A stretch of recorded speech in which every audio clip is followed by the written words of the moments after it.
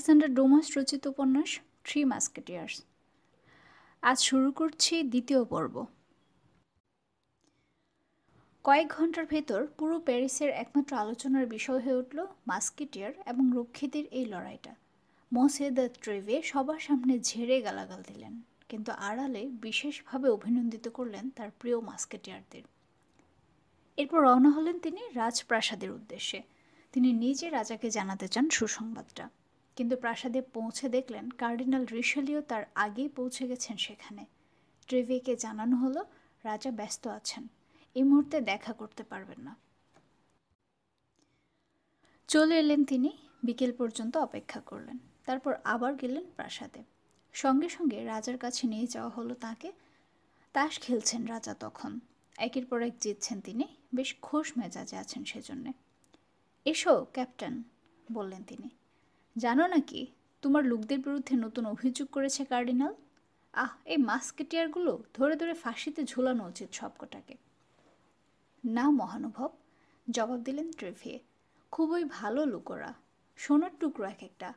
ওদের জীবনের একমাত্র সাধনা মহানুভবের সেবা করা, কিন্তু কি করে করবে? কার্ডিনালের লোকেরা সারাক্ষণ লেগে আছে ওদের পেছনে, সারাক্ষণ চেষ্টা করছে কি করে ঝগড়া বাঁধানো যায়। আত্মরক্ষার জন্য বাধ্য হয়ে লড়েছে আমার ছেলেরা, নইলে কি করে রইবে মাস্কেটিয়ারদের সম্মান? কেমন করে ঘটল ঘটনাটা? আমার সেরা সৈনিকদের 3 জন মহানুভব, তাদের নাম জানেন? অ্যাথোস, পার্থোস আর আরামিস। গাসকনি থেকে সদ্য আসা এক যুবকের সাথে একটু হই হুল্লোড় করতে চেয়েছিল আর কি। ছেলেটা নতুন এসেছে প্যারিসে, আজই ওর সাথে পরিচয় ওদের। ওরা ঠিক করে কার্মেলাইট মাঠের পেছনে মিলিত হবে। সময় মতো ওরা মাঠের পেছনে পৌঁছায়। এই সময় 4 জন সশস্ত্র রক্ষী নিয়ে সেখানে হাজির হয় জুসাক। এখন আমি মহানুভবের উপরে ছেড়ে দিচ্ছি বিচারের ভার। 5 জন সশস্ত্র লোক ওরকম একটা জায়গায় কেন গিয়েছিল আন্দাজ? বুঝেছি, মাথা ঝাঁকাতে ঝাঁকাতে বললেন রাজা। নিঃসন্দেহে নিজেদের ভেতর লড়তে গিয়েছিল ওরা। ঠিক বলেছ ট্রেভিয়ে, কোনো সন্দেহ নেই আমার। মাস্কেটিয়ারদের দেখে সম্ভবত মত বদলায় ওরা, কারণ মহানুভব নিশ্চয়ই জানেন মাস্কেটিয়ারদের শত্রু মনে করে রক্ষীরা। তোমার কথায় যুক্তি আছে ট্রেভিয়ে, কিন্তু তুমি বলছো মাস্কেটিয়াররা একা ছিল না, এক যুবক ছিল ওদের সাথে। হ্যাঁ মহানুভব, অ্যাথোস আগেই আহত হয়, ফলে ভীষণ দুর্বল ছিল। অর্থাৎ 2 জন সুস্থ আর একজন আহত মাস্কেটিয়ার, এবং একজন অনভিজ্ঞ ছোকরাকে বাধ্য করা হয় 5 জন দক্ষ যোদ্ধার সাথে লড়তে। লড়েছে ওরা, এবং শত্রুর 5 জনের 4 জনকে শুইয়ে দিয়েছে মাটিতে। হ্যাঁ, আমাদের জন্য একটা বিজয়, এটা পরিপূর্ণ বিজয়। আনন্দে চকচক করছে রাজার চোখ দুটো। এই ছোকরাটাকে? ওর নাম দার্তায়া, আমার পুরনো এক বন্ধুর ছেলে। আক্রমণ করার আগে রক্ষীরা সরে যেতে বলে ওকে, কিন্তু ও জবাব দেয়। অন্তর অন্তরে ও একজন মাস্কেটিয়ার, এবং মহানুভবের জন্য নিবেদিত ওর প্রাণ। মাস্কেটিয়ারদের কাঁধে কাঁধ মিলিয়ে লড়বে ও। ওই আহত করেছে জোসাককে, যে কারণে অত চটে গেছেন কার্ডিনাল। ওই ছেলেটা আহত করেছে জোসাককে? দেশের সেরা তলোয়ারবাজদের একজন যে জুসাক, তাকে? অসম্ভব ট্রেভি, বানিয়ে বলছো তুমি? না মহানুভব, এক বিন্দু বানিয়ে বলছি না। সত্যি জুসাককে আহত করেছ। অন্তত একবারের জন্য হলেও জুসাক বুঝেছে ওর চেয়ে ওস্তাদ তলোয়ারবাজ আছে। এ যুবককে দেখতে চাই আমি ট্রেভিয়ে। আমার মনে হয় সাহস আর দক্ষতা প্রমাণ করতে পেরেছ। মাস্কেটিয়ার বাহিনীতে ওকে নিয়ে নেওয়া উচিত। কি মনে করো তুমি? একটু ইতস্তত করলেন ট্রেভিয়ে। আমারও তাই মনে হয় মহানুভব। মাস্কেটিয়ার হতে হলে যেসব গুণ থাকা দরকার তার সবই আছে ওর। তাছাড়া দেশের সেরা পরিবারগুলোর একটা থেকে এসেছে। ওর সাহস সম্পর্কে কোনো সংশয় নেই আমার। এখন ওকে মাস্কেটিয়ার করে নেওয়ার অর্থ হবে প্রাণ বাজি ধরে হলেও আপনার সেবা করবে ও। কাল দুপুরে ওকে নিয়ে এসো আমার কাছে। শুধু ওকে না, 4 জনকেই। সব কজনকে আমি ধন্যবাদ দিতে চাই। এমন মানুষ দুর্লভ, অবশ্যই ওদের পুরস্কৃত করতে হবে। পেছনে সিঁড়ি দিয়ে আসবে। ট্রেভিয়ে, কার্ডিনালকে কোনো মতে জানতে দেওয়া চলবে না কথা। মৃদু হাসলেন ট্রেভিয়ে, অভিবাদন জানালেন রাজাকে, তারপর বিদায় নিলেন। সেদিনের সন্ধ্যায় দার্তায় আর 3 মাস্কেটিয়ারকে ডেকে পাঠালেন তিনি। জানালেন কি দুর্লভ সম্মান অপেক্ষা করছে তাদের জন্যে। রাজার সাথে দেখা করতে হবে শুনে আনন্দে লাফিয়ে উঠল দার্তায়া। উত্তেজনায় রাতে আহার রুচল না ওর মুখে, ভালো করে ঘুমাতে পর্যন্ত পারল না। পরদিন দুপুরে মোসে দ্য ট্রেভিয়ের সাথে রাজপ্রাসাদে চলল 3 মাস্কেটিয়ার আর দাঁড়তায়া। রাজার নির্দেশ মতো পেছন দিয়ে গিয়ে ঢুকলো ওরা। কিছুক্ষণের মধ্যে ওদের উপস্থিত করা হলো রাজার সামনে। এসো এসো বীর পুরুষরা, বলে উঠলেন রাজা। একটু হাসলেন। এসো, শান্তি দেব তোমাদের। কুর্নিশ করতে করতে এগুলো 3 মাস্কেটিয়ার। ওদের ঠিক পেছন থেকে অনুসরণ করলো দাঁড়তায়া। কি পেয়েছো তোমরা?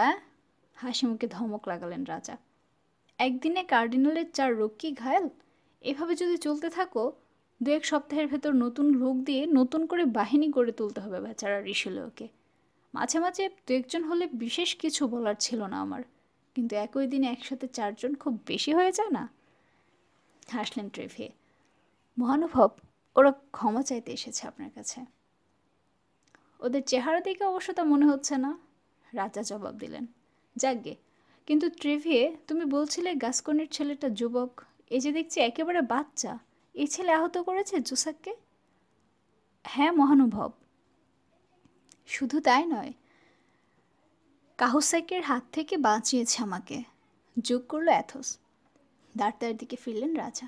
পুরো ঘটনাটা আগাগোড়া বলতে বললেন আবার। একটু ইতস্তত করে শুরু করলো দাঁড়তা। মনোযোগ দিয়ে শুনলেন রাজা। মনে হলো উপভোগ্য করলেন ওর বর্ণনা। বেশ বেশ, শেষে তিনি বললেন, প্রতিশোধ নেওয়া শেষ, এবার ইতি টানো তোমাদের লড়াইয়ের। এখন তো তোমরা সন্তুষ্ট। আপনি সন্তুষ্ট হলে আমরাও মহানুভব, বললেন ট্রেভিয়ে। মৃদু হাসলেন রাজা। আমি সন্তুষ্ট কিনা দেখবে যথাসময়ে। অ্যাথোসের দিকে ফিরলেন তিনি। রক্ষীদের ভয় তো আর নেই। তুমি আর তোমার বন্ধুরা কি এখনও লড়তে চাও মোসে দাঁড়তায়ের সাথে? কথাটা শুনে খুবই দুঃখিত হয়েছে এমন চেহারা হলো অ্যাথোসের, কিন্তু পাত্তা দিলেন না রাজা। বলেছিলেন, ওহো, ভেবো না আমি কিছু টের পাইনি। আমি ভালো করেই জানি তুমি আর তোমার 2 বন্ধু কেন গিয়েছিলে লুক্সেমবার্গ প্রাসাদের পেছনে। না মহানুভব, জবাব দিল অ্যাথোস। ও তো আমাদেরই একজন হয়ে গেছে। এখন থেকে আমরা পরিচিত হব অবিচ্ছেদ্য 4 হিসেবে। মোসে দ্য ট্রেভিয়ের দিকে তাকালেন রাজা। ঠিক আছে ট্রেভিয়ে, বললেন তিনি, মাস্কিটিয়ার করে নাও ওকে। হতবাক হয়ে গেছে দাঁড়তা। ধন্যবাদ জানানোর জন্য মুখ খুলতে গেল, কিন্তু তার আগে হাত তুলে ওকে থামিয়ে দিলেন রাজা। পার্শ্বচরকে ডেকে বিশেষ একটা থলে আনতে বললেন। তা থেকে 1 মুঠো সোনার মুদ্রা তুলে দিলেন দাঁড়তার হাতে। আমার বিশ্বাস গাসকনরা খুব দরিদ্র, তাই না? বললেন তিনি। যে কাজে তুমি ঢুকছো মোসে দাঁড়তায়া, তাতে অনেক ডাবলেট তোমার ফালি ফালি হবে, অনেক তলোয়ার ভাঙবে, সুতরাং কিছু টাকা তোমার থাকা দরকার। একটু থামলেন রাজা। এবার এসো তোমরা, তোমাদের দক্ষতা ও আনুগত্যের জন্য ধন্যবাদ। তোমাদের উপর ভরসা করে থাকবো আমি, কি বলো? প্রয়োজন হলে, একসাথে বলে উঠল 4 বন্ধু, আমাদের জীবন উৎসর্গ করব মহানুভবের সেবায়। বেশ বেশ, তবে উৎসর্গ না করে ধারণ করে থাকো জীবনটা, তাতে বেশি কাজ হবে আমার। ট্রেভিয়া। অন্যরা যখন চলে যাচ্ছে তখন নিচু গলায় বললেন তিনি, কার্ডিনালের চেহারাটা যে কেমন হবে তা আমি এখনই বেশ উপভোগ করছি। পরদিন সকালে কাজে যোগ দিতে এলো দাঁড়তায়া। মাস্কিটিয়ারে পোশাক জোগাড় করে দিয়েছে বন্ধুরা। সেই পোশাকে এমন গর্বিত ভঙ্গিতেও হেঁটে বেড়াতে লাগলো যে দেখে মনে হলো অনেক দিন ধরে মাস্কিটিয়ার বাহিনীতে আছে। যেহেতু ওর হাতে কিছু টাকা এসেছে, বন্ধুরা বলল, এখন অবশ্যই একজন ভৃত্য রাখা দরকার উচিত ওর। পর্থস বলল, ওর জন্য যেমন দরকার ঠিক তেমন এক লোককে চেনে সে। বিকেলে সে পিকার্ডির এক যুবককে নিয়ে এলো দাঁড়তায়ের ঘরে। লোকটার নাম প্ল্যানশেট। ঠিক হলো দিনে 30 শু করে পাবে, বিনিময়ে দাঁড়তায়ের খ্যাতমত করবে প্ল্যানশেট। 1 মাস শেফিঞ্চ পাখির মতো মনের আনন্দে কাটালো লোকটা। দাঁড়তায়ের পকেট যখন খালি হয়ে গেল, অভিযোগ শুরু করলো সে। একটু ধৈর্য ধরো, বলল দাঁড়তায়া। সুদিন আসছে আমার সাথে থাকলে তোমারও কোনো অভাব থাকবে না। প্ল্যানশেট বিশ্বাস করলো ওকে এবং মুখ বুজে থাকতে লাগলো ওর সাথে। অল্প কদিনের ভেতর নতুন সাথীকে ভীষণ পছন্দ করে ফেলল 3 মাস্কেটিয়ার। আরও কয়েকদিন পর দেখা গেল 4 জন ছায়ার মতো একে অপরের পেছনে ছুটছে। আগে যেমন অ্যাথোস, পার্থোস, আরামিস আলাদা কল্পনা করা যেত না, এখন তেমন দাঁড়তায়া ছাড়া অ্যাথোস, পার্থোস আর আরামিসের কথা ভাবা যায় না। একদিন বিকেলে মৃদু টোকা শব্দ হলো দাঁড়তায়ার দরজায়। দরজা খুলল প্ল্যানশেট। সম্পূর্ণ অপরিচিত এক লোক দাঁড়িয়েছে দরজায়, ভীষণ মোটা আর বেটে, গোলমুখ, কুতকুতে চোখ। একপাশে একটু সরে দাঁড়ালো প্ল্যানশেট। ঘরে ঢুকলো লোকটা। মসে দাঁড়ায়া শুরু করলো আগন্তুক। প্যারিসে সবাই জানে আপনি সাহসী লোক, আমি আপনার সাহায্য চাই। আমার সাহায্য? অবাক গলায় বলল দাঁড়ায়া। হ্যাঁ স্যার, ভয়ানক বিপদ আমার সামনে। কারা যেন বাড়ি থেকে উঠিয়ে নিয়ে গেছে আমার ভাইজিকে। উত্তেজনায় হাঁপাচ্ছে লোকটা। বয়স ওর অল্প, দেখতেও সুন্দরী। রানীর দর্জিখানায় সেলাইয়ের কাজ করে। কাল সকালে যখন কাজের ঘর থেকে বেরিয়ে আসছিল তখন কারা যেন ধরে নিয়ে গেছে ওকে। কেন? অবাক গলায় জিজ্ঞেস করলো দাঁড়ায়া। কে করতে পারে এমন কাজ? আমি ঠিক জানি না, তবে একজনকে সন্দেহ হয়, কার্ডিনালের লোক। সে জানে রানীর খুব ঘনিষ্ঠ আমার ভাইজি। সম্ভবত রাজপ্রাসাদের গোপনীয় কথাবার্তা জানতে চায় সে। আমার ভাইজি কনস্ট্যান্স, বুঝলেন, রানীর পোশাক বাহক মোসে লাপোর্তোর ধর্ম মেয়ে। কনস্ট্যান্সকে উনি দর্জিখানে কাজ দিয়েছেন। আসলে দু একজন বিশ্বস্ত সহচরী দরকার রানীর, তাই উনি ওকে ওই কাজে লাগিয়েছেন। মোসে লাপোর্তো রানীর একান্ত বিশ্বস্ত লোকদের একজন, আর কনস্ট্যান্স হলো লাপোর্তোর বিশ্বাসভাজনদের একজন। রাজপ্রাসাদের প্রায় সব চাকর বাকরকে পয়সা দিয়ে হাত করেছে কার্ডিনাল, ফলে সবাই রানীর বিপক্ষে। কার্ডিনাল রিশলিওর সন্দেহ আমাদের দেশের বিরুদ্ধে ইংল্যান্ড আর স্পেনের সাথে ষড়যন্ত্র করেছেন রানী। লোকটা তার জীবন্ত দুর্বিষহ করে তুলেছে, রাজার মনে সন্দেহ ঢুকিয়ে দিয়েছে স্ত্রী সম্পর্কে। এত সব কথা আপনি কি করে জানলেন? আমার ভাইজির কাছে শুনেছি স্যার। রানীর ধারণা তার নাম ভারিয়ে কেউ একটা চিঠি দিয়েছে ইংল্যান্ডের ডিউক অফ বাকিংহামের কাছে। ওই চিঠি পাওয়া মাত্র ডিউক চলে আসবেন প্যারিসে। জানেন তো, আমাদের রানীর জন্য বিশেষ দুর্বলতা রয়েছে ওর। আসা মাত্রই উনি পড়ে যাবেন রানীর শত্রুদের পেতে রাখা ফাঁদে, এবং দেশের বিরুদ্ধে ইংল্যান্ডের সাথে ষড়যন্ত্রের অভিযোগে অভিযুক্ত করা হবে রানীকে। এইসবের সাথে আপনার ভাতিজির সম্পর্ক কি? ও যে রানীর বিশ্বস্ত তা ভালো করে জানে ওরা। রানীর সম্পর্কে গোপন তথ্য আদায় করার জন্য ওকে আটকেছে বলে আমার ধারণা, অথবা গুপ্তচর হিসেবে ব্যবহারের জন্য নিজেদের দলে টানার ফন্দিতেও আটকাতে পারে। তা হতে পারে, চিন্তিত ভঙ্গিতে স্বীকার করলো দাঁড়ায়া। আপনার ভাইজিকে যে ধরে নিয়ে গেছে তার নাম কি? জানি না, আমি নিশ্চিত নই, কেবল সন্দেহ করছি সেই হবে। একদিন কনস্ট্যান্স দেখিয়েছিল তাকে, রাস্তা দিয়ে হেঁটে যাচ্ছিল। কনস্ট্যান্স বলেছিল কার্ডিনালের হয়ে কাজ করে লোকটা। ভয়ঙ্কর লোক, লম্বা গর্বিত চেহারা, মাথায় কালো চুল, চোখগুলো কালো, আর গালে একটা কাটা দাগ। লম্বা কালো চুল, গালে কাটা দাগ? আরে এই তো সেই মিউয়ের লোকটা। বলতে বলতে উত্তেজনায় দাঁড়িয়ে পড়লো দাঁড়াতে। মিউয়ের সেই লোক? অবাক গলায় প্রশ্ন করলো আগন্তুক। হ্যাঁ, অনেক দিন ধরে খুঁজছি লোকটাকে। আমি যাকে খুঁজছি এ যদি সেই লোক হয় তাহলে চিন্তা নেই, এক ঢিলে দুই পাখি মারা যাবে। কোথায় থাকে ও? আমার কোনো ধারণা নেই। আপনি জানেন কিছু? সকালে একটা চিঠি পেয়েছি, ওতে যা লেখা আছে তাছাড়া আর কিছু না। পকেট থেকে এক টুকরো কাগজ বের করলো লোকটা, এগিয়ে দিল দাঁড়ার দিকে। কাগজটা পড়ে নিল দাঁড়ায়। তোমার ভাইজিকে খুঁজো না, শীঘ্রই ফেরত দেওয়া হবে ওকে। খোঁজার জন্য এক পা এগিয়েছ কি দফা নিকেশ হয়ে যাবে তোমার। ঘাবড়ানোর কিছু নেই, একটু ভয় দেখিয়েছে আর কি, পড়া শেষ করে বলল দাঁড়ায়। হ্যাঁ স্যার, কিন্তু আমি তো না ঘাবড়ে পারছি না। নিরীহ মানুষ আমি, লড়াইয়ের কিছু বুঝি না। কারাগারে নিয়ে আটকে রাখে যদি? কারাগারে যাওয়ার ভয় তো আমারও আছে মোসে। আমার নাম বোনাসেও। বোনাসেও? ভ্রু কুঁচকালো দাঁড়ায়। পরিচিত মনে হচ্ছে নামটা। হতে পারে স্যার, আমি আপনার বাড়িওয়ালা, নিচতলার ঘরে থাকি। আমার প্রতিনিধি মোসে ভার্নেলের মারফত আপনি ভাড়া নিয়েছিলেন এই ঘর, সেজন্য আগে কখনো দেখা হয়নি আমাদের। বেশ কমাস হয়ে গেল আপনি উঠেছেন এখানে, কিন্তু কখনো ভাড়া চাইনি আমি। যদি আমার ভাইজিকে উদ্ধার করে দিতে পারেন তাহলে চাইবো না। প্রায়ও আপনাকে দেখি আপনার মাস্কিটের বন্ধুদের সাথে, নিশ্চয়ই কার্ডিনালের শত্রু ওরা। আমার ধারণা রানীর ভালো চান আপনারা, তাকে সাহায্য করতে চান। সেই সাথে সুযোগ পেলে যে ভালো একটা শিক্ষা দেবেন কার্ডিনালকে, তাতে কোনো সন্দেহ নেই আমার। নিঃসন্দেহে। দাঁত বের করে একটু হাসলো দাঁড়ায়। ঠিক ধরেছেন আপনি। আমার ধারণা টাকা পয়সার অভাব আছে আপনার। ধরতে একটা হাসি এসে বলে যেতে লাগলো লোকটা। তাই আমি ভেবেছি 1 তোলা স্বর্ণমুদ্রা দেবো আপনাকে। কনস্ট্যান্সকে উদ্ধার করার জন্য কিছু খরচা তো লাগবে নিশ্চয়ই। খুব ভালো কথা। হাত বাড়িয়ে থলেটা নিল দাঁড়তে। মনে হচ্ছে আপনি যথেষ্ট ধনী মোসে বনাসেও। আরে না না, ধনী টুনি নয়, এই চলে যায় আর কি। আমার ব্যবসা। হঠাৎ থেমে গেল সে। জানালা ভেদ করে দৃষ্টি চলে গেছে রাস্তায়। কোটর ছেড়ে বেরিয়ে আসতে চাইছে চোখগুলো। একটা আঙুল উঁচে বলল, ওই যে।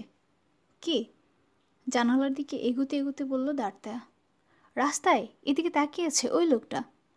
আরে এ তো সে! চিৎকার করে উঠল দাঁড়তা। মিউংয়ের আগন্তুককে চিনতে পেরেছ? এবার আর আমার হাত থেকে মুক্তি নেই ওর। একটানে খাপ থেকে তলোয়ার বের করে ছুটল। সিঁড়ির কাছে পৌঁছেছে এমন সময় দেখল অ্যাথোস আর পার্থোস আসছে ওর সাথে দেখা করতে। দাঁড়ালো না দাঁড়তা। তীরের গতিতে বেরিয়ে গেল দুজনের মাঝখান দিয়ে। কোথায় যাচ্ছ? চেঁচিয়ে জিজ্ঞেস করলো পার্থোস। মিউংয়ের সেই লোকটা। কোনো রকমে ঘাড় ফিরিয়ে বলল দাঁড়তা। পর মুহূর্তে হারিয়ে গেল সিঁড়ির বাঁকে। অ্যাথোস পার্থোস দুজনে বুঝল কি বলতে চেয়েছে ও।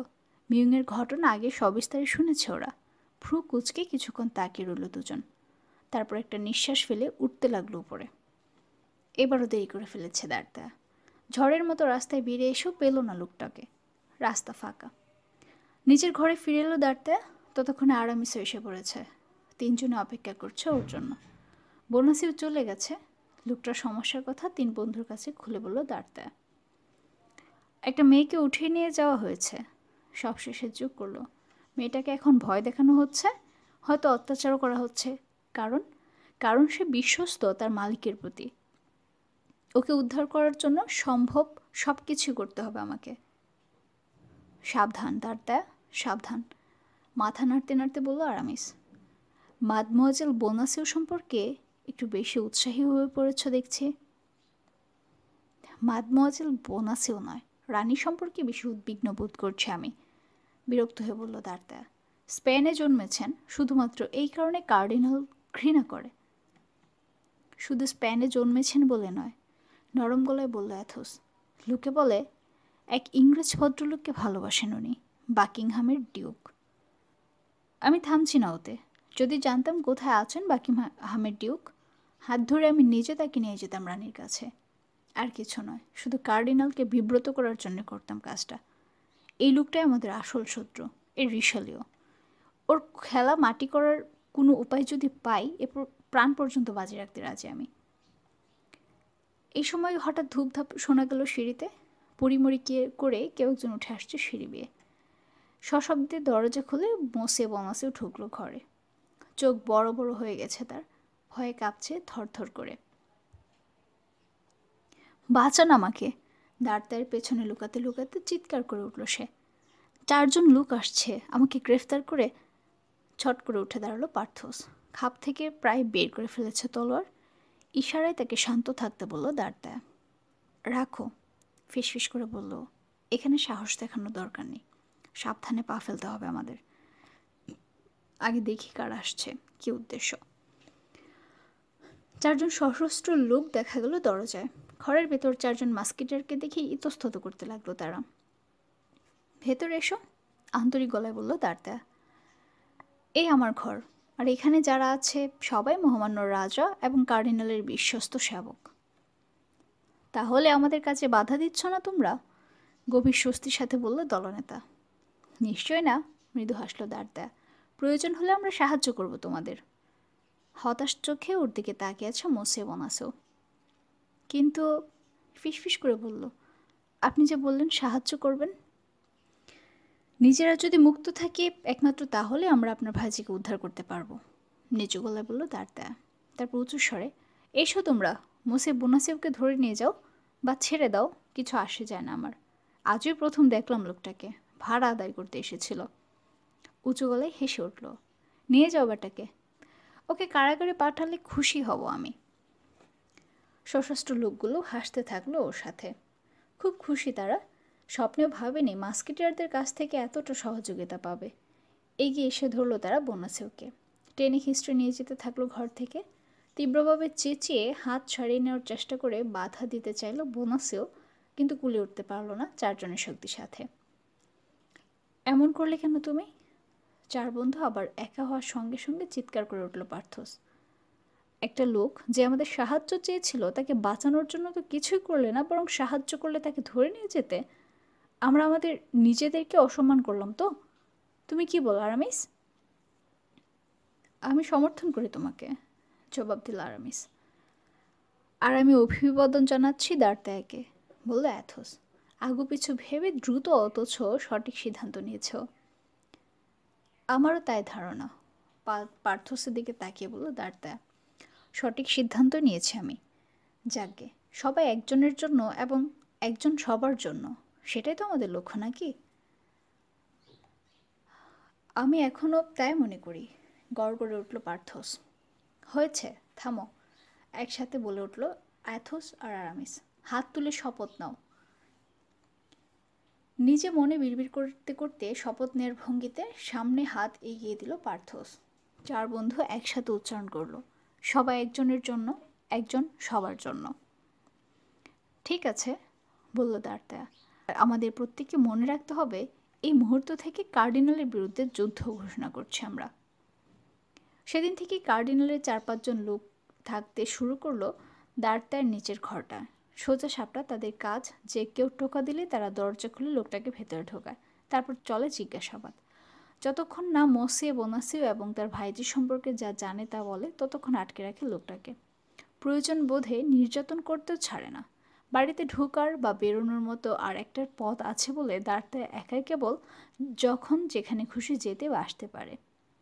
বাড়ি থেকে বেরোলেও এখন খুব একটা দূরে যায় না দার্তায়া। মোসে বোনাসিও বা তার ভাইজির সাথে দেখা করতে এসে বন্দী হয় যারা তাদের প্রত্যেককে দেখতে পায়ও। এর পরপরই বুদ্ধিটা এলো ওর মাথায়। মেঝের একটা তক্তা খুলে ফেলল। মেঝের নিচের পাতলা একটা আবরণ ছাড়া আর কিছু রইল না ওর আর নিচের কামরাটার মাঝখানে। নিচের লোকগুলোর কথাবার্তা ও পরিষ্কার শুনতে পায় এখন। শিগগিরই আবিষ্কার করে ফেলল, যাকে বন্দি করুক না কেন সবসময় একই প্রশ্ন করে কার্ডিনালের লোকগুলো। কনস্ট্যান্স বোনাসিও কি তোমার হাতে কিছু পাঠিয়েছে ওর চাচা বা আর কারোর জন্যে? মোসে বোনাসিও কি কিছু পাঠিয়েছে ভাইজির জন্য বা আর কারোর জন্য?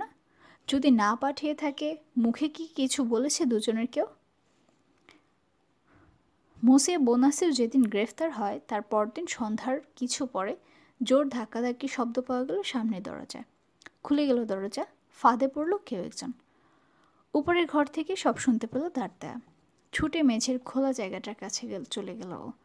কান্না মেশানো গোঙানির শব্দ শুনতে পেল একটা। তারপরে ধস্তাধস্তির আওয়াজ পেল। পর মুহূর্তে একটা স্ত্রীকণ্ঠ চিৎকার করে উঠল, এটা আমার চাচার বাড়ি, আমি কনস্ট্যান্স বোনাসিও, খোদ রানী আমার মালিক। চলতে লাগলো চিৎকার। ক্রমে উঁচু গ্রামে চড়ছে কনস্ট্যান্স বোনাসিওর স্বর। একটু পরেই চিৎকার পরিণত হলো ফোপানিতে। আর সহ্য করতে পারল না দার্তায়া। উঠে দাঁড়িয়ে ডাকলো প্ল্যানশেটকে। দৌড়াও এক্ষুনি, বলল ও। পার্থস, আরামিস আর অ্যাথোসকে খুঁজে বের করে বলবে যত তাড়াতাড়ি সম্ভব এখানে যেন চলে আসে। আপনি কোথায় যাচ্ছেন? নিচে, সংক্ষিপ্ত জবাব দার্তায়ার। ইঁদুর ধরা কলে হয়তো আটকা পড়ব, কিন্তু ভয় পেও না, বিড়ালগুলোকে আচ্ছা রকম শিক্ষা দিয়ে ছাড়ব। কয়েক সেকেন্ড পরেই দেখা গেল নিচের দরজায় টোকা দিচ্ছে দার্তায়া।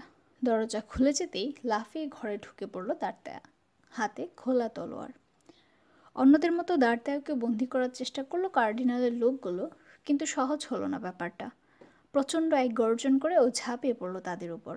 কিছুক্ষণ ধস্তাধস্তি, আসবাবপত্র ভাঙার আওয়াজ, তলোয়ারে ঠোকাঠুকির শব্দ। কয়েক মিনিট পরে আচমকা হাট হয়ে খুলে গেল বোনাসিওর বাড়ির দরজা এবং 4 জন কালো কাপড় পরা লোক ছুটে বেরিয়ে এলো রাস্তায়। পরিমরি করে ছুটলো তারা রাস্তা দিয়ে। পর মুহূর্তে দার্তাও বেরিয়ে এলো রাস্তায়। কালো পোশাক পরা 4 জনের মাত্র একজনের হাতে তলোয়ার রয়েছে। মুহূর্তের মধ্যে তাকে নিরস্ত্র করে ফেলল দার্তায়া। প্রচণ্ড এক আঘাত হানল কাঁধে। অন্যেরা সাথীকে সাহায্য করার কথা ভেবে ঘুরে দাঁড়ালো একবার, কিন্তু সাথীর দুরবস্থা দেখে সঙ্গে সঙ্গে আবার 4 জন ভোঁদৌড়। আহত লোকটাকে আর কিছু বলল না দার্তায়া। সন্ত্রস্ত চোখে ওর মুখের দিকে কয়েকবার তাকালো লোকটা, তারপর হঠাৎ উঠে গিয়ে দাঁড়িয়ে বন্ধুদের পেছন পেছন দৌড় শুরু করলো। মসিয়ে বোনাসিওর ঘরে ফিরে দাঁড়টা দেখল হাতলোলা একটা চেয়ারে এলিয়ে পড়ে আছে এক যুবতী, প্রায় অচেতন। মেঝেতে পড়ে আছে সূক্ষ্ম কাপড়ে তৈরি চমৎকার একখানা রুমাল। তুলে নিল রুমালটা, খেয়াল করলো এটারও কোনায় সুতো দিয়ে কাজ করা একটা মুকুটের ছবি। ঠিক এরকম একটা রুমালের জন্যই প্রায় রক্তারক্তি হয়ে যাচ্ছিল আরামিসের সাথে। সেই থেকে রুমালের ব্যাপারে খুব সতর্ক দাঁড়, বিশেষ করে যেগুলোতে কোনো চিহ্ন কাজ করা থাকে সেগুলোর ব্যাপারে। নিঃশব্দে রুমালটা রেখে দিল মেয়েটার পকেটে। চোখ খুলল মেয়েটা, অপলক চোখে তার দিকে তাকিয়ে রইল দাঁড়টা। মনে হলো এমন সুন্দরী মেয়ে জীবনে কখনো দেখেনিও। এক মাথা ঘন কালো চুল, নীল চোখ, সরু বাঁশির মতো নাকের ডগা উপরের দিকে সামান্য বাঁকানো। একটু হাসলো মেয়েটা, মাথা ঘুরে উঠতে চাইল দাঁড়টার। এমন সুন্দর করে কেউ হাসতে পারে ওর ধারণা ছিল না। হাত বাড়িয়ে দিল মেয়েটা ওর দিকে। আপনি নিশ্চয় মসিয়ে দাঁড়টা, বলল সে। এখানে ওখানে আসা যাওয়া করতে করতে দেখেছি আপনাকে। আমার প্রাণ বাঁচিয়েছেন। কি বলে আপনাকে ধন্যবাদ জানাবো? মাথা নুইয়ে সম্মান জানালো দাঁড়টা। মাদমোয়াজেল বলল, ধন্যবাদ জানানোর মতো কোনো কারণই ঘটেনি। আমার কাকা কোথায়? উদ্বিগ্ন মেয়েটির গলা। আমি খুবই দুঃখিত, উনি কারাগারে। কারাগারে? কেন? কি করেছেন কাকা? উনি আপনার কাকা মাদমোয়াজেল, শুধুমাত্র সে কারণে ওকে গ্রেফতার করা হয়েছে। ও, তাহলে আপনি জানেন? আমি যা জানি তা হলো গালকাটা এক লোক উঠিয়ে নিয়ে গিয়েছিল আপনাকে, কিন্তু পালালেন কি করে? এক বাড়ির দোতলা আটকে রেখেছিল আমাকে। রাজপ্রাসাদ থেকে খুব একটা দূরে নয় বাড়িটা। আজও সন্ধ্যায় চারদিকে আঁধার হয়ে যাওয়ায় চাদর ছিঁড়ে জোড়া রশি দিয়ে রশি বানিয়ে সেই রশি বেয়ে নেমে এসেছি জানলা খুলে। পালিয়ে কাকার খুঁজে সোজা এখানে। এবার কি করবেন? জিজ্ঞেস করলো দাঁড়টা। নিশ্চয় বুঝতে পারছেন এখানে থাকা মোটে নিরাপদ নয় আপনার জন্য। দলবল নিয়ে ফিরে আসতে পারে লোকগুলো। আবার যদি ওদের হাতে পড়েন এবার আর বাঁচতে হবে না। কোথায় নিয়ে যাব আপনাকে? জানি না, ভারী গলায় বলল কনস্ট্যান্স বনাসিও। বিশ্বাস করতে পারি এমন কেউ নেই আমার। চাচার কাছে এসেছিলাম ওকে মোসে লাপের্তোর কাছে পাঠাবো বলে। রানীর পোশাক বাহক মোসে লাপের্তো। যে করেই হোক ওর সাথে দেখা করতে হবে আমাকে। জানতে হবে গত 3 দিন কী ঘটেছে। যতক্ষণ না নিশ্চিতভাবে জানছি গেলে কোনো বিপদ হবে না, ততক্ষণ রানীর কাছে যাওয়ার সাহসও পাচ্ছি না। আমাকে বিশ্বাস করতে পারেন। আগ্রহের সুর দাঁড়টার গলায়। আপনি যুবক, তার উপর সাহসী। মিষ্টি করে আরেকবার হাসল কনস্ট্যান্স। কেন জানি না, আমার মন বলছে আপনাকে বিশ্বাস করা যায়। তাহলে বলুন কি করতে হবে? কাজটা তেমন কিছু নয়। রাজপ্রাসাদে যেতে হবে আপনাকে। ওখানে গিয়ে জার্মেইনের খোঁজ করবেন। ও জিজ্ঞেস করবে আপনি কি চান। তখন আপনাকে বলতে হবে ব্রাসেলসে যাব, মোসে লাপের্তের সাথে দেখা করতে চাই। সাবধান, ব্রাসেলসে যাব কথাটা বলতে ভুলবেন না যেন। ওহো, বলে একটু থামলো মেয়েটা। উদ্বিগ্ন দেখাচ্ছে তার চেহারা। আমার সাথে দেখা করার জন্য কোথায় নিয়ে আসবেন মোসে লাপের্তোকে? আমার বন্ধু অ্যাথোসের বাসায় রেখে যাব আপনাকে। ভয়ের কোনো কারণ নেই।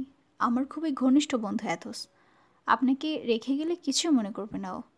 চলুন তাড়াতাড়ি, মোসে লাপের্তোকে ওখানেই পাঠিয়ে দেব বা নিয়ে আসব। ঘর থেকে দ্রুত বেরিয়ে এলো দুজন। দ্রুত পায়ে এগিয়ে চলল নির্জন রাস্তা ধরে।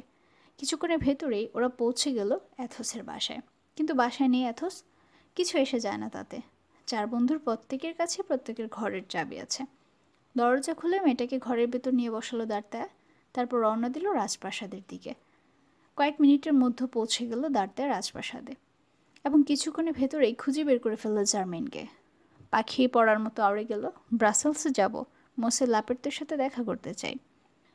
একটু পরেই হাজির হলো মোসে লাপের্তো। প্রথমে তাকে নিজের সঙ্গে করে নিয়ে যাবে ভাবলেও পরে মত বদলালো দাঁড়টায়।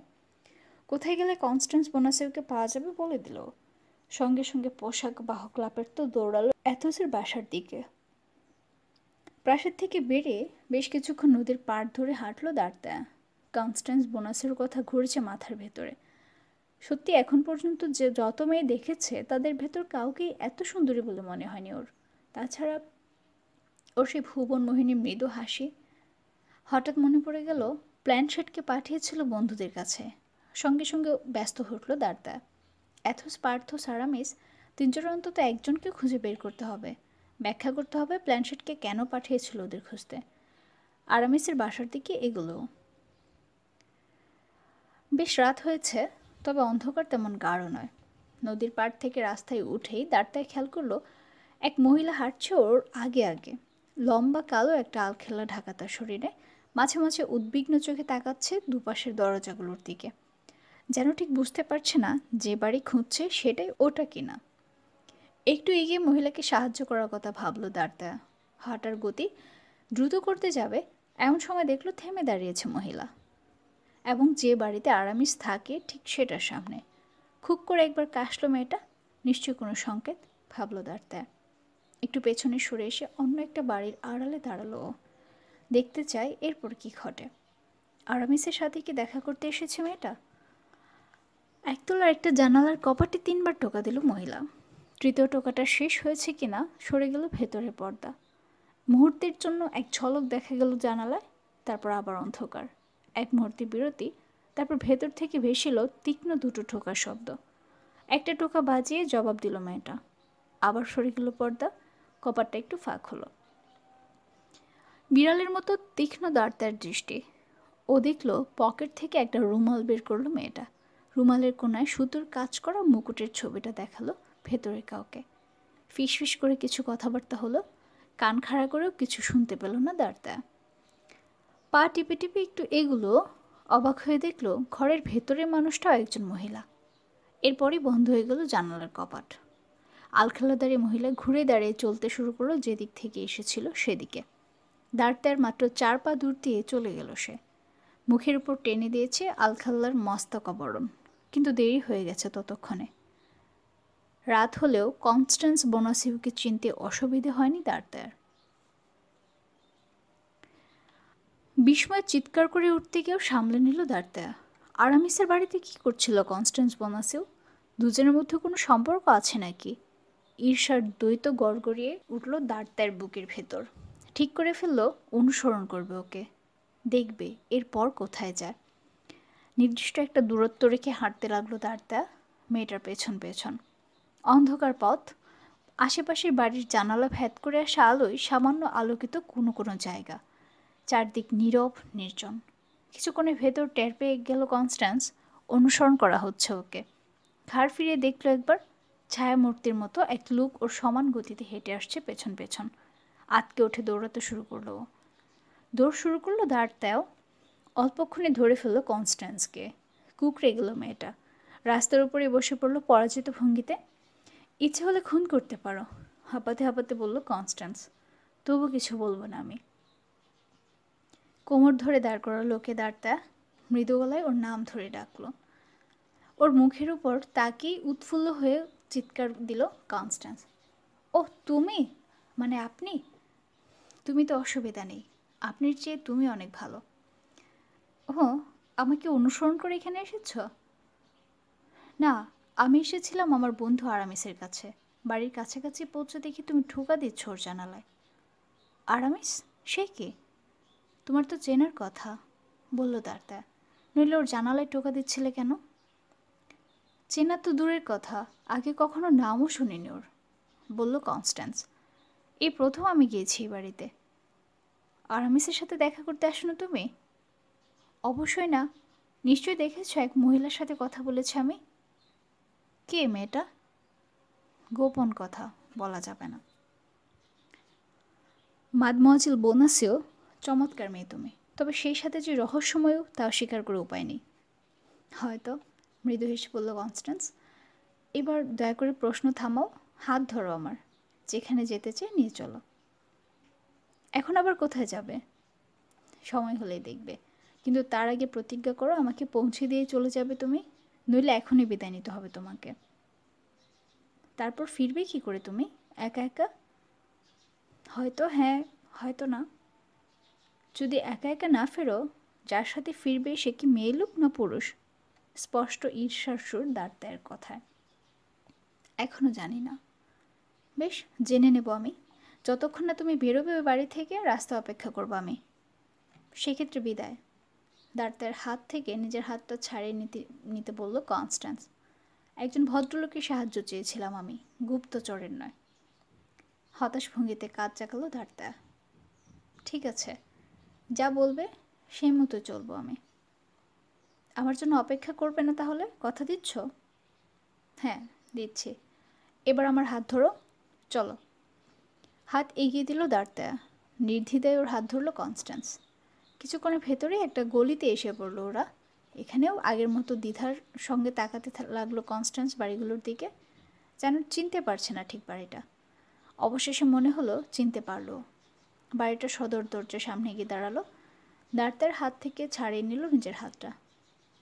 সাহায্যের জন্য ধন্যবাদ, বলল কনস্ট্যান্স। পরে উদ্বিগ্ন গলায় যোগ করলো, আশা করি প্রতিজ্ঞার কথা ভুলে যাওনি। এখনই চলে যাব আমি, বলল দাঁড়তা। শুভরাত্রি মাদমোয়াজেল।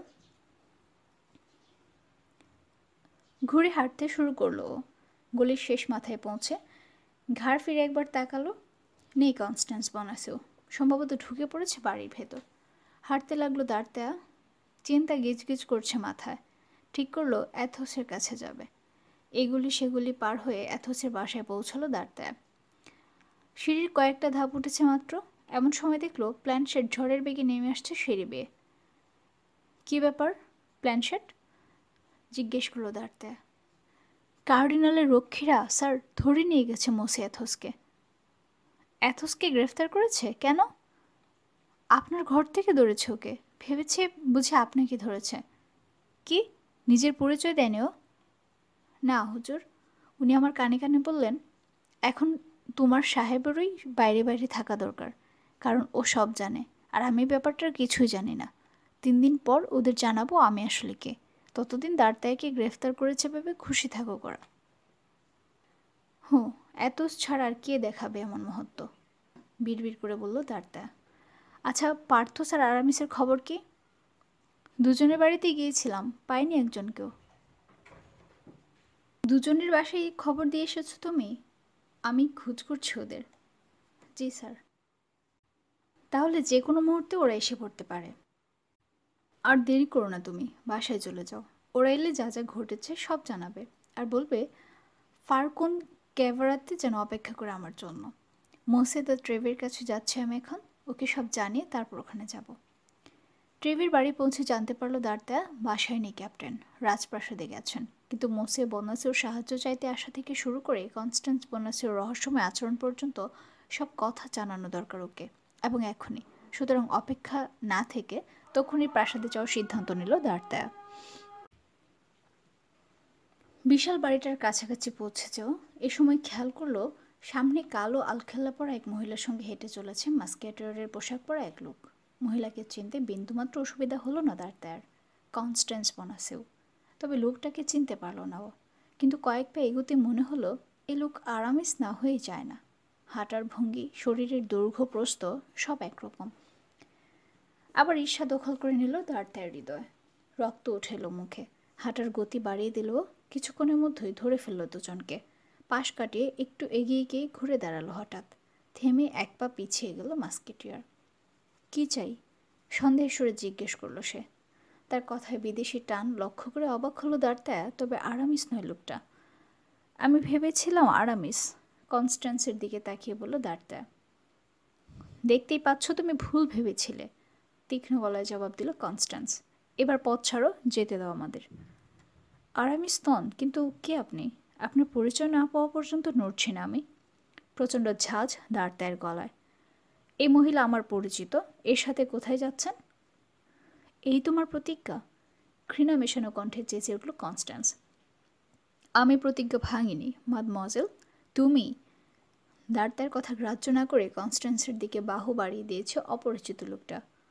আমার হাত ধরো মাদমোয়াজেল, বলল সে। রাস্তার লোকের সাথে কথা বলে সময় নষ্ট করার কোনো অর্থ নেই। অন্য হাত দিয়ে দাঁড়তায়কে এক পাশে ঠেলে দিল লোকটা, কিন্তু ওটুকুই যথেষ্ট। তড়াক করে লাফিয়ে উঠল দাঁড়তায়া। এক পা পেছনে সরে গেল। পর মুহূর্তে দেখা গেল তলোয়ার ওর হাতে। প্রায় একই সঙ্গে তলোয়ার বের করে ফেলেছে আগন্তুকও। তাড়াতাড়ি দুজনের মাঝখানে গিয়ে দাঁড়ালো কনস্ট্যান্স। মাই লর্ড, মাই লর্ড, আকুল গলায় বলে উঠল। এখানে লড়াই করবেন না, সব ভেস্তে যাবে তাহলে। আচমকা একটা চিন্তা খেলে গেল দ্বারথের মাথায়। মাই লর্ড, অবাক গলায় উচ্চারণ করলো। আপনি আপনি নিশ্চয়ই। হ্যাঁ, উনি বাকিংহামের ডিউক। রাগে ফুঁসতে ফুঁসতে জবাব দিল কনস্ট্যান্স। এবার কেটে পড়ো এখান থেকে, নইলে যা শুরু করেছ নির্ঘাত মারা পড়তে হবে আমাদের। আপনারা শুনছিলেন আলেকজান্ডার ডুমাস রচিত উপন্যাস থ্রি মাস্কেটিয়ার। আজকে শেষ হলো দ্বিতীয় পর্ব। পরবর্তী পর্ব শোনার আমন্ত্রণ রইল। ধন্যবাদ সবাইকে।